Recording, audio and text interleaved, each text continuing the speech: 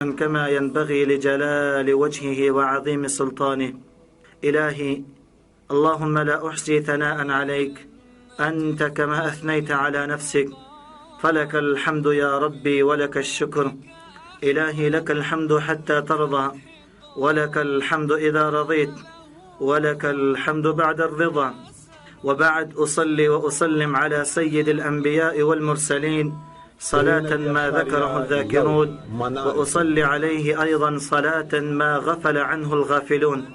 أحبتي في الله، أيها المستمعون الأفاضل والمتابعون لإذاعة المنار الإسلامية، فأهلا وسهلا ومرحبا بكم إلى درس جديد من دروس اللغة العربية. نشرتنا اليوم إن شاء الله أيها الإخوة من كتاب العربية بين يديك، من الجزء الثالث، الوحدة 12، الدرس 82. أما عنوان الدرس كما تعرفون، هذه الوحدة بعنوان الخلافات الزوجية، وقد وصلنا إلى الدرس 82 بعنوان التعبير الشفهي والكتابي. هنا يقول صاحب الكتاب: بين يديك بعض التدريبات، في كل تدريب الأسئلة لابد أن تجيب، وعبر إجابتك بتعبيرك، بقولك، بألفاظك. ثم في الفقرة الثانية يريد منا الأجوبة بتعبير كتابي، لابد أن نكتب موضوعا كما يطلب منا صاحب الكتاب. دما نرخو قولي دونكو زمانغ استاسو ننخبرونا دا العربية بين يديك كتاب سخدا دريم كتاب دي دولة سما وحدة دا دواتيايم نمبر درس دي. عنوان دا درس دي التعبير الشفهي والكتابي. تعبير دي تويلكيك عزت مندو زمانغ استاسو وينا الفاس تعبير جوړول یو مقصد یووي، خو یو شخص په یو قسمه الفاظ بیانوي، بل شخص په بل قسم الفاظ بیانوي، بل شخص په بل قسم الفاظ، څوک په ډیر آداب کې بیانوي، څوک د آداب او خیال پکې نه ساتي، څوک پکې بالکل هیڅ قسمه مراعات د آداب پکې نه کوي. دغه ته تعبیر ویل کېږي. د انسان چې څومره کمال دی، هغه په مغه انداز باندې خبرې کوي، ښه تعبیر استعمالوي. نو التعبیر الشفهی یعنی جواب وک په خپل تعبیر باندې، په خپل الفاظ باندې، شفوي جواب، دخلي جواب، او کتابی دي تویل کیږي چې لیکنه وکم. هنا ايها الاخوه عندنا الفقرتين الشفهي والكتابي. في الفقرة الأولى يقول التعبير الشفهي. التدريب الأول: تبادل الأسئلة والأجوبة مع زميلك.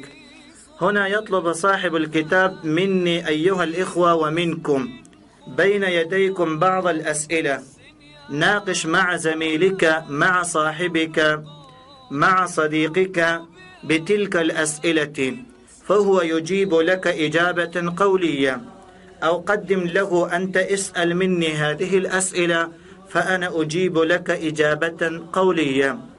الأسئلة عندنا في التدريب الأول، نقرأ الأسئلة. السؤال الأول يقول: لماذا يتزوج الإنسان؟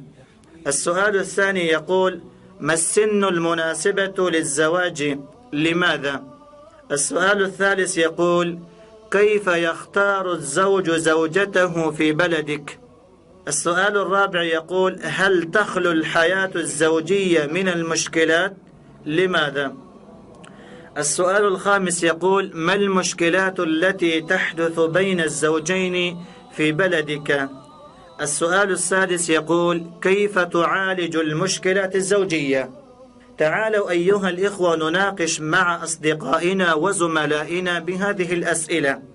عزت مند رازو د خپل ملګرو سره په دې سوالونو کې بحث او مناقشه وکوم، خبرې وسره وکوم، چې کله یو شخص په یو ژبه باندې خبرې ډېرې وکړي، هغه ته ژبه اسانېږي، ځکه ژبه زده کول بغیر د خبرو نه ناممکنه ده. نو په دې وجه باندې موږ ته وایي دغه سوالونه مخې ته کېدی، جوابونه د دې وکړئ. که ملګری د سره وي، د ملګري نه دا تپوس وکړه: لماذا يتزوج الانسان؟ ولی انسان واده کوي؟ یو شخص به یو قسم تعبیر استعمال کی، بل شخص به بل قسم تعبیر استعمال کی. هر یو انسان به د خپل نظر موافق الفاظ او تعبیر استعمالوي.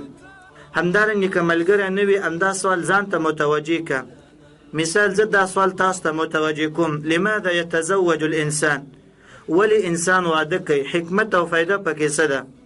هر سړی د خپل علم مناسب یا د خپل فطرت مناسب څه دی هغه به جواب کوي. دویم سوال کې وایي مسن المناسبة للزواج ولماذا؟ د واده دپاره کوم عمر مناسب دی؟ کم کال مناسب دی؟ آیا چې 20 ته ورسیږي، 50 ته ورسیږي، 10 ته ورسیږي؟ د هر شخص خپل نظر دی هغه به ذکر کوي. او لماذا ولی علت څه دی؟ ته چې دا نظر اختیاري، دا عمر اختیاري، د هغې علت او وجه څه ده؟ السؤال الثالث دریم سوال کې څه وایي کیف یختار الزوج زوجته فی بلدک؟ ستا په ښار کې، ستا په کلي کې، ستا په ماحول کې یو شخص ځان دپاره ښځه څنګه خوښوي، په کومه طریقه باندې؟ څلورم سوال کې څه وایي هل تخلو الحیاة الزوجیة من المشکلات؟ آیا داسې ژوند شته د ښځې او د خاوند ترمنځ چې هغه د مشکلاتو نه خالي وي، چې هیڅ قسمه مشکلات د هغې ترمنځ را نشي؟ لماذا او ولي؟ پنځم سوال ما المشکلات التي تحدث بین الزوجین فی بلدک؟ هغه مشکلات کوم یو دی د ښځې او خاوند ترمنځ واقع کېږي ستاسو په کلي کې یا ستاسو په ښار کې؟ موږ د خپل یو ښار د ټولو خو موږ به کله حساب کړو زموږ په کورنۍ کې یا ستاسو کورنۍ کې زیات بحث او مناقشه یا جنګ چې راځي د ښځې او خاوند په څه کې راځي، هغه کوم مشکلات دي هغه ذکر کړه. شپږم سوال کې څه وایي کیف تعالج المشکلات الزوجیه؟ چې کله د ښځې او خاوند ترمنځ یو مشکل پیدا شي نو بیا په کومه طریقه د هغه علاج کوئ، څنګه حل کوئ؟ تعالوا أيها الإخوة نترجم وكذلك أيضا نجيب. يقول صاحب الكتاب لماذا يتزوج الإنسان؟ هنا هذا السؤال يتوجه لجميع الأحبة، لجميع المستمعين. أنت أخي المستمع لماذا تتزوج أنت؟ أو لماذا يتزوج الرجل؟ أو لماذا يتزوج الإنسان؟ كيف تجيب؟ فقد يريد منك الإجابة. مثلا أنا أقول حسب تعبيري. كيف أقول؟ شخص سأل مني لماذا يتزوج الإنسان، فأنا ماذا أقول؟ أقول في الجواب يتزوج الإنسان الزواج به يكمل الإيمان، بالزواج يكمل الإيمان، ويجتنب الإنسان بالزواج من المعاصي والآثام والذنوب. الإنسان حينما يتزوج بعد ذلك لا يرتكب الزنا، بعد ذلك لا ينظر إلى النسوة، لا ينظر إلى المحارم، يجتنب نفسه عن المعاصي والآثام. الزواج أيها الإخوة هو العلاقة بين الرجل والمرأة، علاقة سامية، علاقة رفيعة جدا في المجتمع أو في الحياة. وكذلك أيضا كما أشار الله سبحانه وتعالى في قوله ومن آياته أن خلق لكم من أنفسكم أزواجا لتسكنوا إليها وجعل بينكم مودة ورحمة إن في ذلك لآيات لقوم يتفكرون. فكلاهما يعطف بعضهم على بعض، الزوج يعطف على الزوجة والزوجة تعطف على الزوج. أما أيها الإخوة الزواج أيضا سنة الحياة، ولولا الزواج لما استمرت الحياة طوال هذه القرون الكثيرة. لماذا نحن نتزوج أيها الإخوة؟ أو لماذا يتزوج الإنسان الزوجة؟ نتزوج لنسير ولنمشي على دين الله سيرا صحيحا، وكذلك أيضا لنتم الامتثال لأوامر الله سبحانه وتعالى. نتزوج أيضا لنمكن من الإنجاب بطريقة شرعية مقبولة للمجتمع. يرزق الله سبحانه وتعالى لنا الأولاد والبنات أيضا. وأيضا نتزوج لإشباع الرغبة الجنسية التي خلقها الله سبحانه وتعالى فينا وفي الإنسان. لهذا نحن نتزوج أيها الإخوة. دا سوال له اوس مثال هر یو شخص په خپل تعبیر باندې جواب کولی شي. ما ته وویل په خپلو الفاظو باندې چې ولې یو شخص واده کوي. ځکه واده باندې د انسان ایمان پوره کیږي. واده هغه وسیله ده چې انسان د ډیرو ګناهونو نه بچ کیږي. واده هغه وسیله ده چې د دوه کورنۍ ترمنځ یو بهترینه علاقه جوړیږي.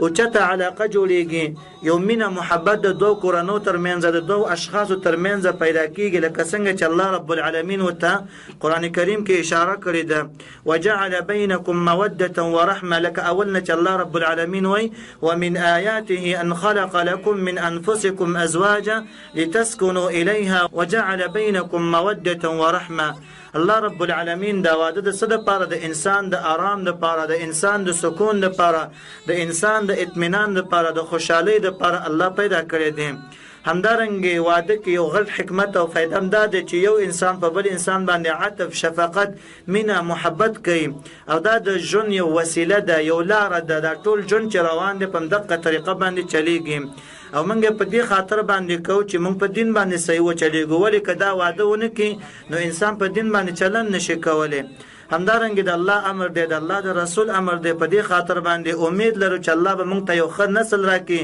یو ښه بچی به راکړي هغه به زموږ د پاره د آخرت د پاره سرمایه وګرځي همدارنګه په هر یو انسان کې یو جنسي غریزه وي یو شهوت وي الله رب العالمین په دغه یو شرعي طریقه باندې سره انسان نه پوره کوي دا د اول سوال مختصر یو جواب هر شخص کولای شي چې خپل تعبیر استعمال کړي السؤال الثاني أيها الإخوة يقول ما السن المناسبة للزواج ولماذا سن قال تولكيغي عمر تولكيغي كم عمر مناسب ده د واده د پاره الزواج ولكيغي واده ته الزوج خاوند ته وي الزوجه خزه د پاره استعماليږي نو کم کال مناسب ده دي کې هم موږ تاسو نه مختلف قسم جوابونه غواړي هر انسان به خپل نظر وړاندې کوي مثلا أنا أقول شخص سألني فقال ما السن المناسبة للزواج ولماذا كيف أجيب فأنا أجيب الإسلام لم يحدد عمرا معينا للزواج ما حدد الإسلام ما عين الإسلام أن يتزوج المسلم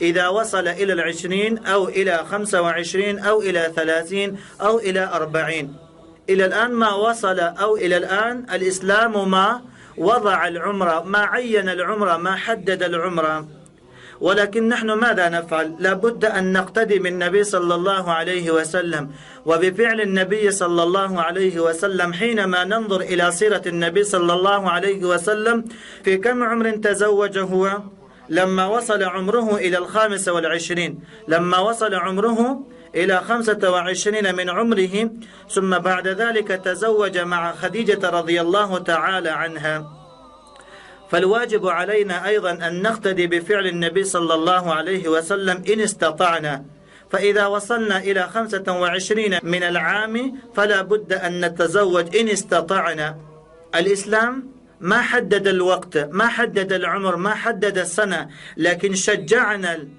وشجع الإنسان بماذا بالزواج مبكرا لما فيه خيرا كثيرا لحفاظة حياة الإنسان لحفاظة شخص لحفاظة المجتمع لحفاظة إيمان الإنسان لما فيه من حفظ الفروج وزيادة للنسل الأمة الإسلامية وحفاظة للأسرة وللأفراد وللمجتمع أيضا فلهذا الواجب أن نتزوج مبكرا إن استطعنا دا عزت مندو یو زمونږ نظر چې موږ تاسو وړاندې کوم دلته وایي چې مسن المناسبه للزواج کم کال مناسب دی واده لپاره اسلام موږ لپاره داسې کال تعین کړی نه دی وخت تعین کړی نه دی چې خامخا شلو کالو ته ورسېږي واده وکړه یا 15 ته ورسېږي واده وکړه نه خو بلکې اسلام موږ ته دا تیزی را کړی دی دا رغبت را کړی دی چې څونه انسان وختي واده وکړي نو دې کې به خیر او برکت به پکې ډېر وي ځکه یو به حفاظت د نسل به وشي حفاظت د بدن به وشي حفاظت د ایمان به وشي الله رب العالمین بولا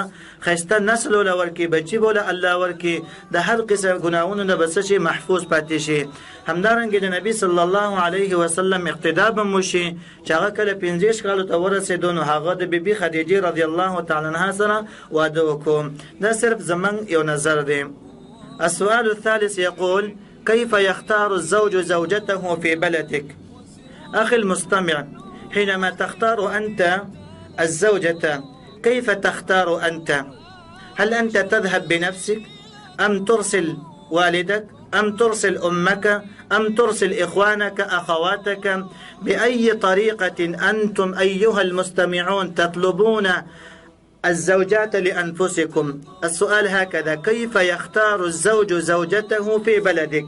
نحن الآن أيها الإخوة هنا في أفغانستان. الزوج الرجل كيف يختار الزوجة؟ بطرق شتى، مثلا إما بكثرة الروابط بتلك الأسرة. الشخص إذا أراد أن يتزوج بفتاة من أسرة، فهذا الرجل أو أبوه أو أمه أو إخوانه هم يذهبون كثيرا جدا إلى تلك الأسرة، لهم رابطة الذهاب والرجوع، يذهبون كل يوم أو أسبوعيا أو شهريا لزيارتهم.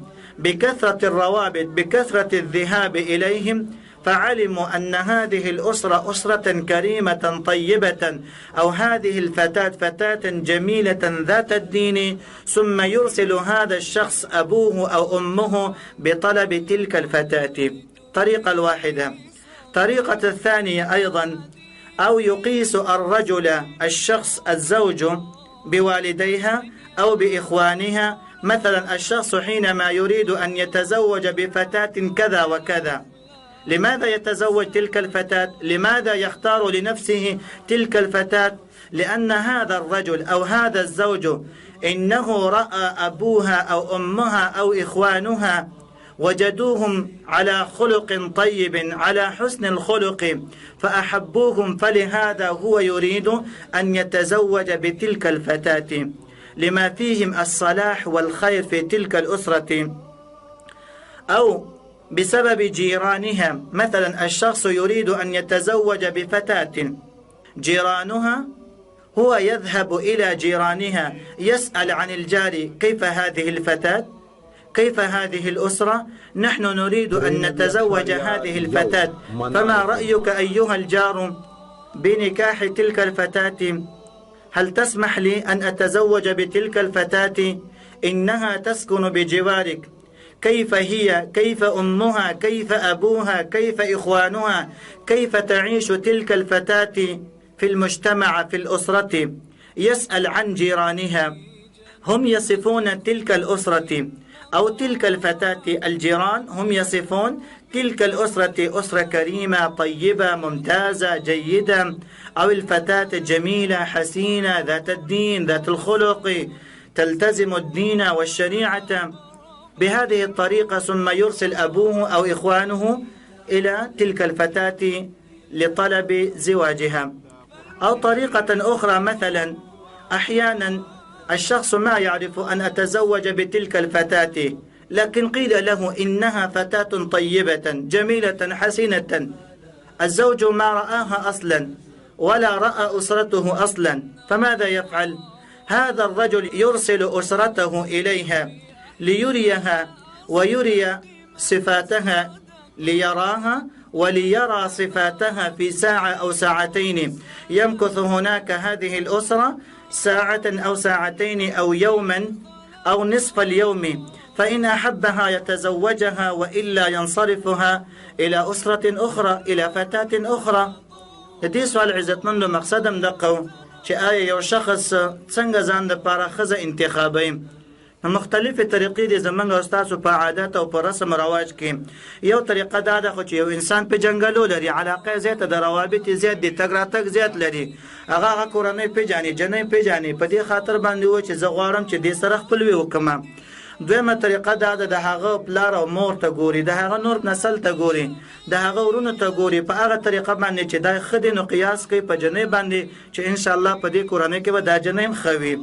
یا دارنګې د ګاونډیانو نه تپوس کوي چې زه غواړم دې کورنۍ سره خپلوي وکړم، ستاسو څه نظر دی؟ هغې وله ښه مشوره ورکوي، یا ښه ورکوي یا کمزورې ورکوي چې هر طریقه باندې بیا دا په مغه طریقه باندې مخ په وړاندې باندې ځي. او یا دا د یو کور یې خوښ شو، غواړي ګټلی نه ده چې څنګه به بس خپله کورنۍ لېږي، هغه جنۍ ګوري، د هغه صفات ګوري، د هغه اخلاق ګوري، د هغې ژوند ګوري، د هغې ماحول ګوري، د هغې نه وروسته بیا څه کوي؟ اقدام کوي. دغه مختلف طریقې دي زموږ او ستاسو په عادات او په رواج کې. السؤال الرابع أيها الإخوة يقول: هل تخلو الحياة الزوجية من المشكلات ولماذا؟ كيف نجيب لهذا السؤال؟ نقول مثلا: لا تخلو الحياة من المشكلات، لا نرى بيتا يخلو من المشكلات، من الحوادث، من التشاجر من التنازع لابد أن نجد في كل بيت ولو كان مشكلة بسيطة. لماذا نجد؟ لعدم مراعاة حقوق الآخرين. الزوج لا يراعي حقوق المرأة، المرأة هي لا تراعي حقوق الزوج.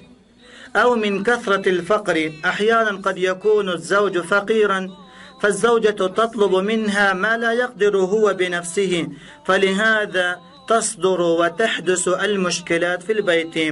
أو بعدم الصبر والتقوى، الرجل هو لا يتحمل الصبر على أذى المرأة، أو المرأة هي لا تتحمل الصبر على أذى الزوج.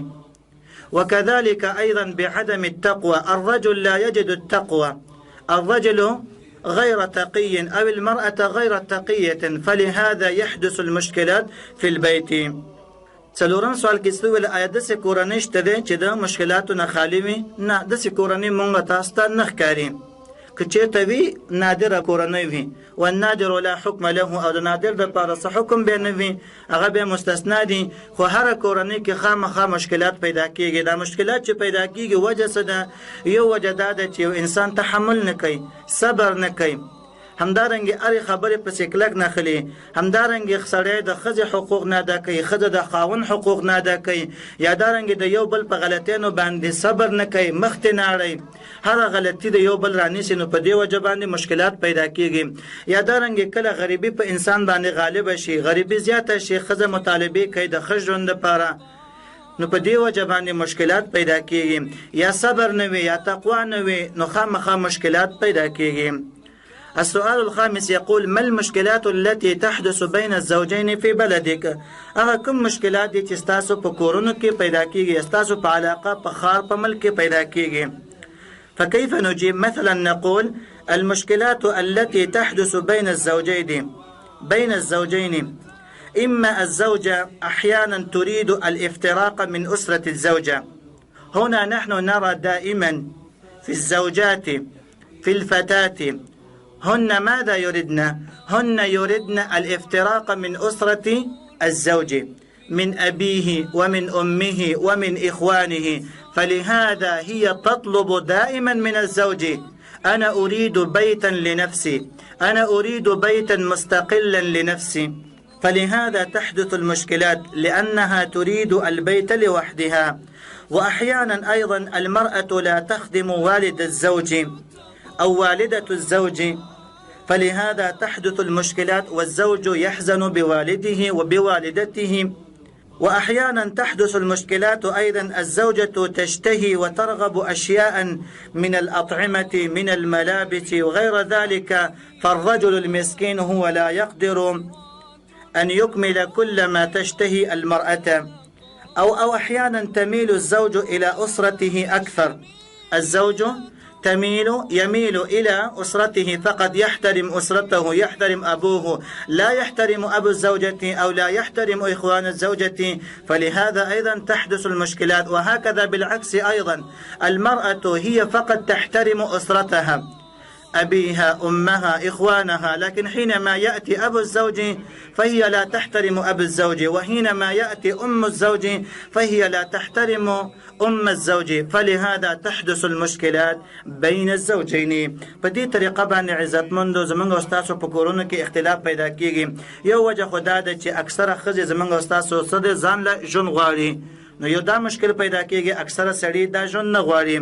همدارنګه ښځه غواړي چې زه په آرام ژوند باندې وکړم، هغه د خاوند پلار ته یا د هغه کورنۍ ته، د هغه والدینو ته ښه نظر نه کوي، ښه خدمت نه کوي، نو په دې وجه باندې مشکلات پیدا کېږي.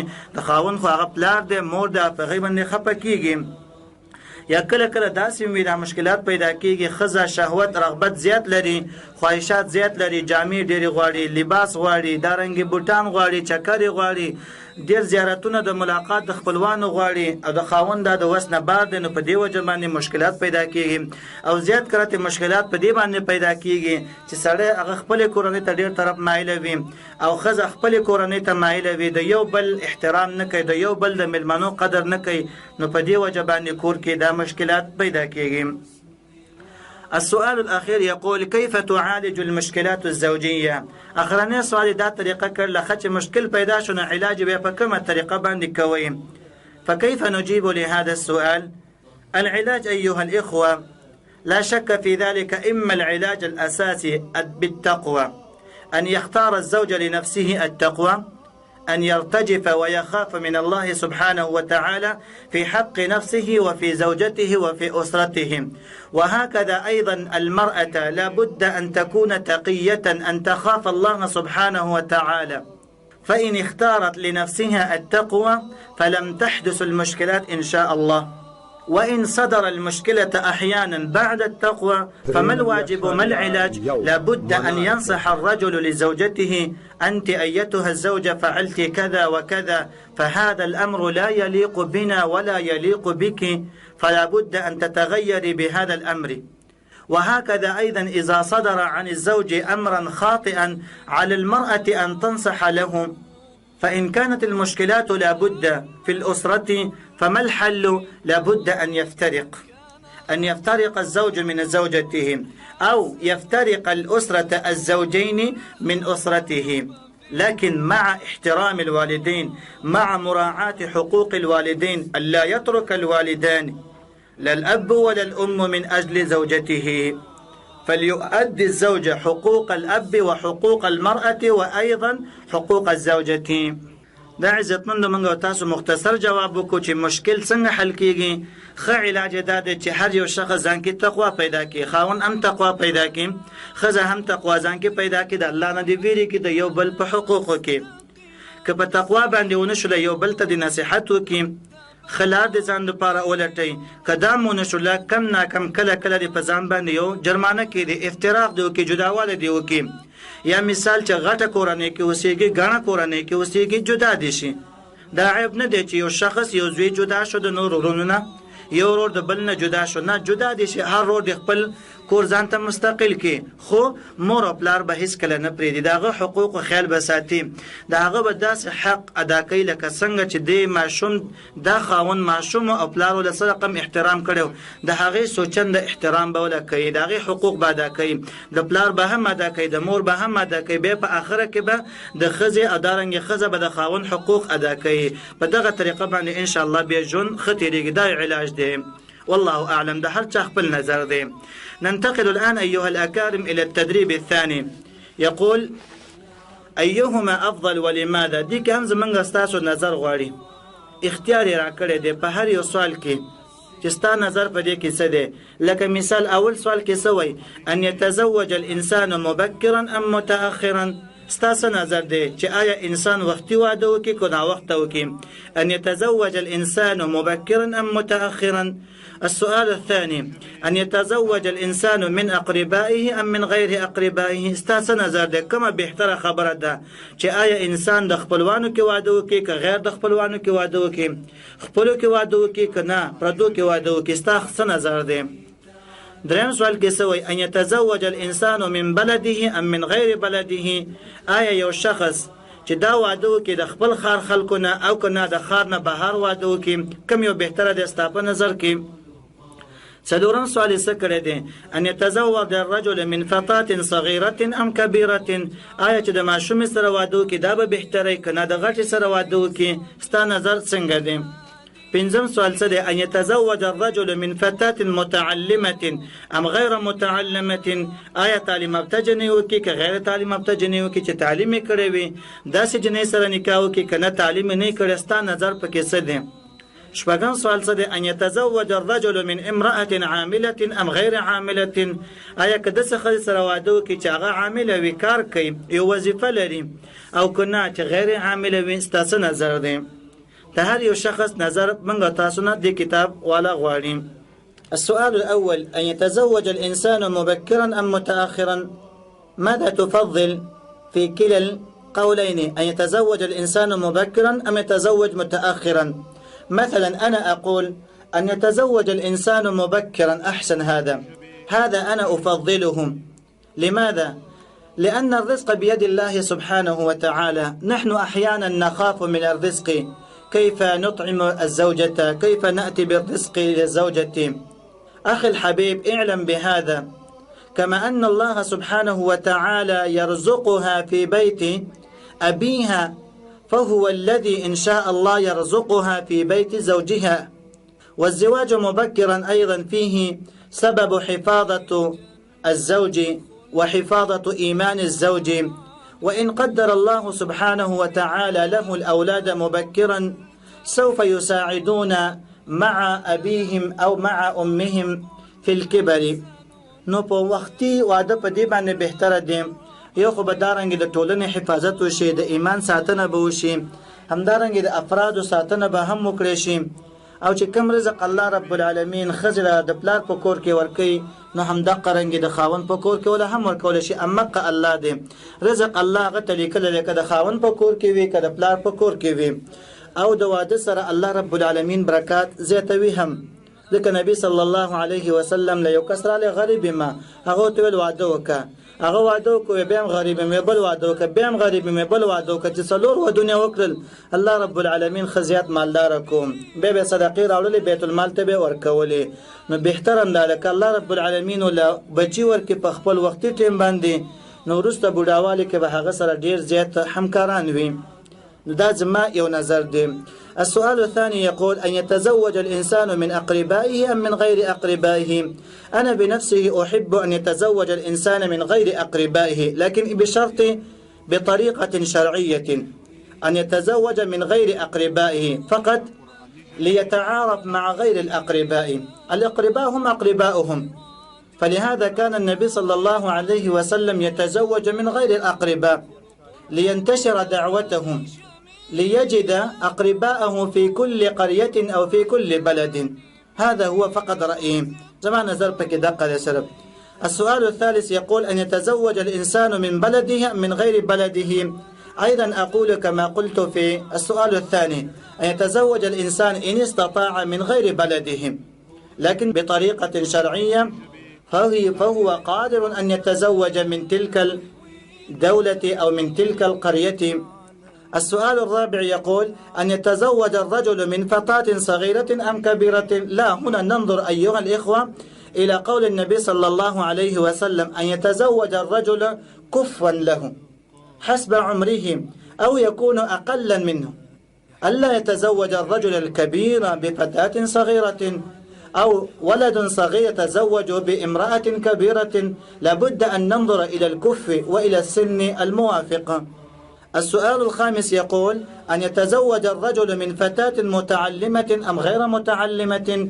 أنا بنفسه أختار متعلمة، لأنها هي تعرف كل شيء، هي تعرف حقوق الزوج، هي تعرف ترتيب البيت، هي تعرف كيف تكنس البيت، هي تعرف أيضا كيف تطبخ الطعام، كيف تكرم الضيف، كيف تكرم الزوجة، كيف تكرم الأولاد، لأن الأمة سوف تكون مدرسة إن شاء الله للأطفال وللأولاد، فهي تربي الجيل القادم الأولاد، فلا بد أن يتزوج الإنسان المتعلمة. السؤال الأخير يقول أن يتزوج الرجل من امرأة عاملة أم غير عاملة، بشرط إن كانت عاملة في موضع طيبة في الحجاب أو في موضع مناسب ما يليق بتلك الفتاة فلا حرج أن يتزوج الإنسان عاملة. فإن لم يجد هذا الرجل الزوجة العاملة فالأحسن أن يتزوج بامرأة غير عاملة. دا عزتمندو د هر شخص بل نظر غواړي، دغه سوالونه د هر یو شخص ځان ته مخامخ کړي او په عربي کې جواب وکړي. التدريب الثالث يقول ماذا تفعل؟ هنا سؤال يوجه للمخاطب المذكر، ماذا تفعل أو ماذا تفعلين؟ هنا السؤال أيضا موجهة للمرأة للفتاة أيضا. حينما نقول ماذا تفعل يعني السؤال يوجه لمن؟ للمخاطب المذكر، وحينما نقول ماذا تفعلين السؤال هنا سؤال موجه لمن؟ للفتاة، للامرأة. دي ځکه موږ او تاسو دا سوال چې د دوه کسانو نه کېږي، هم نارینه نه کېږي هم دارنګې ښځینه نه کېږي، چې کله موږ وایو چې ماذا تفعل د مذکر مخاطب نه دا سوال کوو، او چې کله موږ وایو چې ماذا تفعلين نو بیا سوال چاته متوجه شو؟ مؤنث ته متوجه شو. أول سؤال كسوي ماذا تفعل؟ زوجك لا يصلي، زوجك أو زوجك لا. حينما نسأل عن الرجل المذكر نقول ماذا تفعل زوجتك لا تصلي، المرأة هي زوجتك هي لا تصلي، أنت ماذا تفعل؟ ماذا تختار بعد ذلك؟ وحينما نسأل نفس السؤال عن المرأة كيف نقول؟ ماذا تفعلين؟ زوجك هو لا يصلي. حينما نسأل عن المرأة أيتها المرأة أيتها الفتاة زوجك هو لا يصلي، أنت ماذا تفعلين معه؟ السؤال الثاني: ماذا تفعل؟ زوجتك تدخن، زوجتك تدخن. أو حينما نسأل عن المرأة ماذا تفعلين؟ زوجك يدخن. کله چې سړی نه سوال کوو نو داسې به وایي چې زوجتک ښځه ستا چې ده تدخن، هغه لګیا دی سګرټ څکي، نشه کوي، نو بیا به ته څه عمل کوې؟ او ښځې ته موږ وایو زوجک یدخن، ستا خاوند چې دی سګرټ څکي، نو ته به څه اختیار په دې وخت کې؟ السؤال الثالث: ماذا تفعلين؟ ماذا تفعل؟ نارینه نه به سوال وکړو. ماذا تفعل؟ زوجتک کثیرة الصیاح فی البیت، ډېرې چغې وایي په کور کې. ښځه دې ده کور کې ډېرې چغې وایي، نو ستا به څه نظر وي؟ څه رایې به؟ څه به اختیارې؟ وی به غلی کې به څه چل به ورسره کې؟ ښځې ته وایي ماذا تفعلین، ستا به څه عمل وي؟ څه کار به کې؟ زوجک کثیر الصیاح فی البیت، ډېر زیات خبرې کوي، چغې ډېرې وهي. نو ښځه غریبه خو بیا هېڅ هم دلته نشي ویلی. همدارنګې څلورم سوال ته راشه: ماذا تفعلین؟ زوجك لا يساعدك في أعمال البيت. ماذا تفعلين؟ هي ښځې ته به څه کوې؟ زوجک ستا خاوند چې دی لا يساعدك في أعمال البيت، تا سره د کور په کارونو کې همکاري نه کوي، څه نظر به کې لري؟ بیا څه به ورته وایي؟ بل سوال یې داسې کړی دی: ماذا تفعل؟ ای سړیه ته به څه کوې؟ زوجتک تضرب الأطفال كثيرا، ستا ښځه ماشومان ډېر وهي. او ښځې ته وایي ماذا تفعلین، ستا به څه کوې؟ زوجک کله چې د خاوند څه کوي؟ یضرب الاطفال كثيرا، چې ماشومان ډېر وهي. شپږم سوال یې څه کړلی؟ ماذا تفعل؟ بیا به څه کوې سړیه؟ زوجتک تحسن معاملة أهلك، ښه معامله کوي د خپل اهل سره. ښځې ته وایي ماذا تفعلین؟ لا يحسن، لا به سره یو ځای کوم. اوله کې راشه سړي ته وایي ماذا تفعل، ته به څه کوې؟ زوجتک ستا ښځه چې ده لا تحسن معاملة أهلك، هغه احسان نه کوي ستا د اهل سره، ښه عمل نه کوي، ښه رویه نه کوي. همدارنګې سړي ته وسوئ، ښځې ته وایي چې ایتها الفتاة ماذا تفعلین؟ زوجک لا يحسن معاملة أهلك، ستا خاوند چې دی هغه ستا د کورنۍ سره ښه معامله نه کوي. نو عزتمن کله چې موږ تاسو سوال کوو د سړي نه، نو موږ کومه صیغه استعمالو؟ ماذا تفعلو. کله چې د ښځې نه تپوس کوو بیا څه وایي؟ ماذا تفعلین، ماذا تأکل، ماذا تأکلین، ماذا تشرب، ماذا تشربین، ماذا تقرأ، ماذا تقرأین. دغه فرق د مذکر او د مؤنث کې دی. همدارنګې د غائب مذکر د پاره موږ څه استعمالو؟ یا استعمالو یذهب، یقرأ، یدرس، یصلي، يدخن، يضرب، يساعد، يحسن. ښځې دپاره څه استعمالو؟ د یا په ځای تا استعمالو. هي لا تصلي، هي تدخن، هي تصيح كثيرا، هي تساعد، هي تضرب. دا له موږ استعمالو. بدارنګې مخاطب دپاره چې کله کاف استعمالو هغې باندې فتحه وایو. زوجک. ښځې دپاره څه استعمالو؟ زوجک. سړي دپاره څه استعمالو؟ زوجتک. ښځې دپاره څه استعمالو؟ زوجک، ستا خاوند. بیا کاف له زیر ورکوم. نو دلته هم په دغه دوه طریقو باندې موږ تاسو ته سوالونه راکړي دي. هر سړی دې په دې کې څه وکړي؟ نظر وکړي. مثلا شخص يقول حينما نسأل أيها الرجل زوجتك لا تصلي ماذا تفعل؟ لابد أن ننصحها مرة ثم ثانية ثم ثالثة، فإن لم تبدأ بالصلاة نتركها نطلقها. لنډه فیصله وسره وکړه، دوه درې کاته نصیحت کوه، بار بار که بیا هم نه کوي بد جدا یې، که پرېږده طلاق یې، که الله به بله ښځه درکړي. السؤال الثاني مثلا أيها الرجل زوجتك تدخن ماذا تفعل؟ لابد أن نعالجها. ښځه ده لګېده سګرټ څکوي، موږ به کوشش دا کوو د هغه علاج به کوو، علاج به ولکو تر څو چې هغه بنده شي. که بیا بیخي نه بندېږي بیا به ډېر دغه کوو، سړی بیا مجبوره دی چې بله نکاح وکړي او دا ښځه څه ده په کور کې محفوظه وساتي احترام سره. السؤال الثالث ماذا تفعل؟ زوجتك كثيرة الصياح في البيت، ښځه دې ډېره چغې وایي. لابد أن ننصحها، لا ينبغي مع المرأة أن تصيح كثيرا.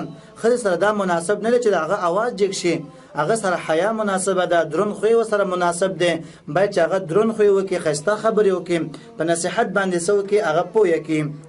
ماذا تفعل؟ ماذا تفعلين زوجك لا يساعدك في أعمال البيت يا خالد سبك خاوند تاثر لكور بكارنك كارنك. لابد أن تحفظ أحاديث النبي صلى الله عليه وسلم حينما هو يساعد مع زوجاته.